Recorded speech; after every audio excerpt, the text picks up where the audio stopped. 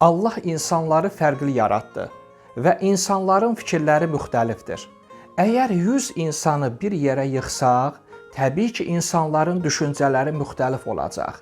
Yəni, bu günləri insanların düşüncələrinə təsir etmək olmaz. Bəzi insanlar qəbir əzabı haqqında düşünürlər. Bəzi insanlar günah edirlər. Bəziləri xəta, bəziləri arzular edirlər. Bəziləri ümumiyyətlə axirət haqqında düşünmürlər. Bəziləri isə tövbə edib, istiğfar edib, qayıdırlar ilahi dərgahına. Həzrəti İmam Əli insanın qəlbindən danışır. Bu günləri qərb alimləri deyirlər ki, qəlb insanın təfəkkürüdür. Amma Quran-ı Kərim bu barədə deyir ki, qəlb insanın ürəyidir. Və qəlb barəsində məsumların müəyyən fikirləri mövcuddur. Bəzi insanlar ağlaya bilirlər. Bəzi insanlar ümumiyyətlə ağlamağı bacarmırlar.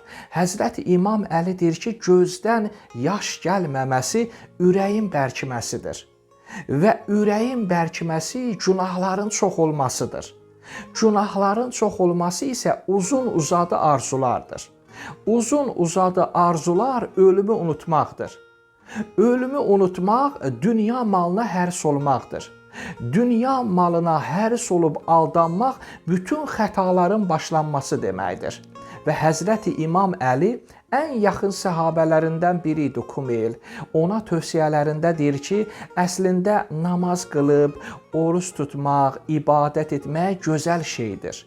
Amma bundan da daha önəmlisi qəlbin pak olması və əməlin ixlaslı olmasıdır.